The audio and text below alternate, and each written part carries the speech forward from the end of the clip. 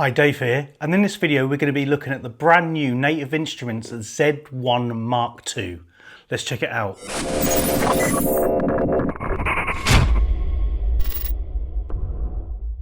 So before we delve into the nooks and crannies of the Z1 MK2, I've got a little something for you for supporting me for quite a while now, and I really appreciate it. I had a word with my good friends at GAK down in Brighton, UK, guitar, amp and keyboard. They've allowed you with a discount code for 10% off this for the first 2 weeks of the launch date. Now the launch date, if you're watching this in the future, it's the 30th of October, yeah, that's right, 3 PM GMT time. And it goes on for 2 weeks. All the links and the information will be in the description below, and it's made up of 8 characters, mixture of alpha and numeric. The first one, just to help you along the way, is there, and just because I like puzzles and teasing you, you get the 7 throughout the video. If you do find it, please don't tell anyone else because it is a bit of a laugh, and it also helps me with the duration and clicks and stuff. I'm not getting any money with GAK, they've just been fantastic to me through the years. So big up Ian and GAK and their whole team are brilliant. So now, without further ado, let's get to the unboxing. It's unboxed already.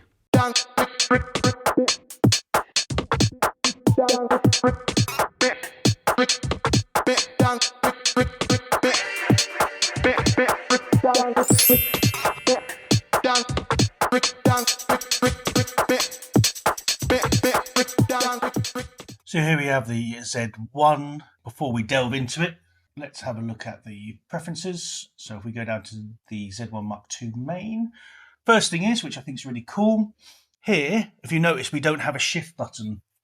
So we've got reverb at the moment, but if we select that, it changes the filter just like the other controllers. But we can change it to shift if we want to, which means you can then hold that and do other things. You can turn it into different states. You can use shift just like you would normally. Now, if you want your filter, then all I would do is make sure the filter's here. We can then go to mixer and change one of these to filter. Filter is something I use all the time, so we can go to filter, and I'll change noise to reverb.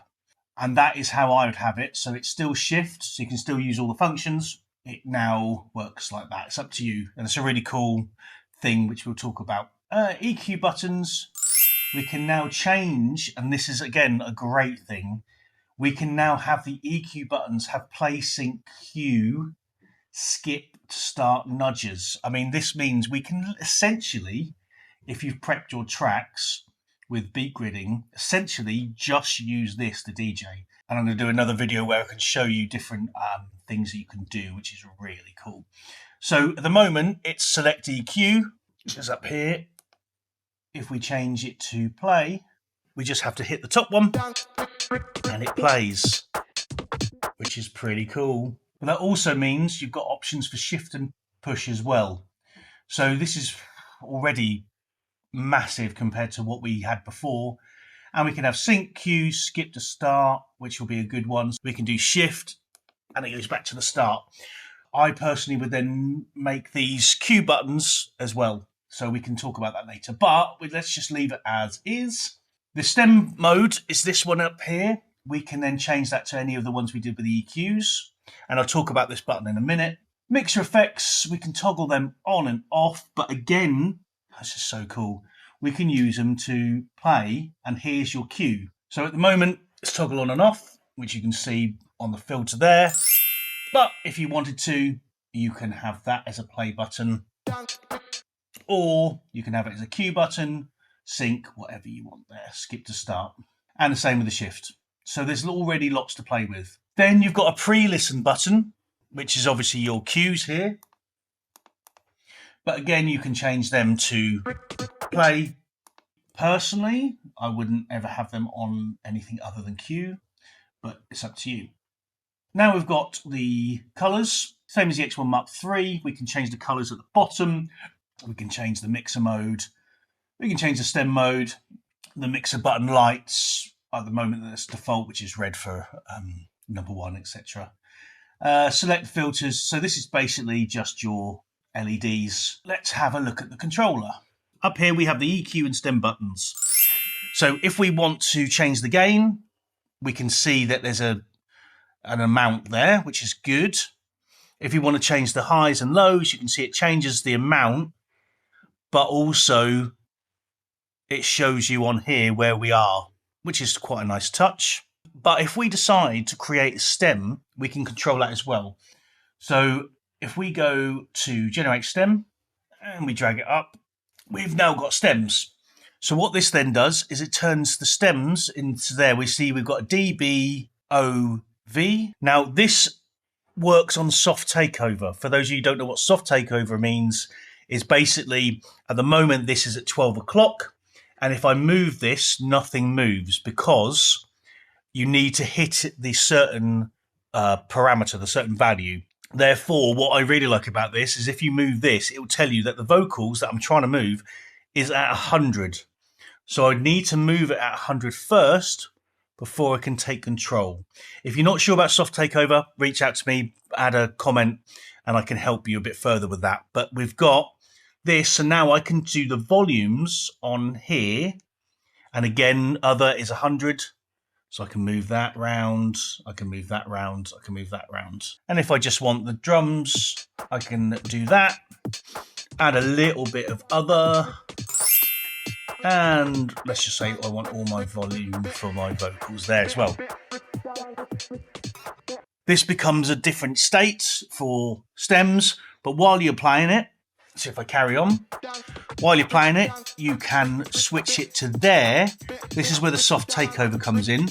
So at the moment, this one here, it says gain, and it says 49. So I need to get to 49 before I can affect the gain. And again, with the low, I need to go to 0, and then I can mess around with the bass and the mids, etc. And then we've got the gain up here, which obviously is the gain at the top.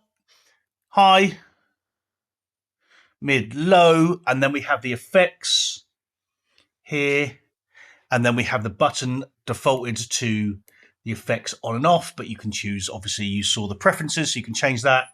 We've got volumes, and we've got a really loose crossfader. Then we've got main, which for once affects the main here. Normally that isn't connected to this, but they've decided to map that. Then we've got our mix, our Q and stuff, headphone volume, and then we've got our effects. We can change them, and obviously that's the shift if you want it to. Another excellent feature on this is the fact that you can control 4 decks now. So we've got 2 decks here, but if we just simply press that button, we've now got C and D, which means we can then do 4 deck mixing just purely on this. And it will change the state for everything. So now it's the EQs. If we mapped a play button, it would do that. And it's really essentially quite amazing. Okay. So we can do C and D. We can change it to MIDI mode if we want to. If we have a look at the back, you'll see the colours like in the X1 Mark III. Bottom LEDs. We can change them to whatever we want, which is pretty cool. We can turn them off as well. If we look at the top, we've got the USB-B, RCAs, but this time as well, we've also got a 3.5mm jack out. And if we have a look at the front, we've got our 3.5mm jack headphone socket. Thanks for watching the video. I hope you enjoyed that. I hope you got something out of it. I personally really like this. It had a lot of stuff that they've added now that I wished was in the first one, but that's the whole point of progression. It is the same size and shape and everything of the X1 Mark III, so it will go really nicely with that. If you do want to see any other video or ask me about the soft takeover or anything like that, MIDI mapping, let me know. Again, did you get all characters, all 8 characters? You can rewatch this, why not, if you got insomnia. If you did actually get the code and use the 10%, let me know if you bought one, just because I'd like to know if it worked or not and if I could help you out. Like I said, I'm not getting any money for this, just wanted to help out. Thank you to Ian and the team at GAK. Thank you as always to Mick and Native Instruments. They're always very supportive of me, and thank you for all of your help. Thank you for watching this. Stay safe, happy DJing, happy creating, and I'll see you next time.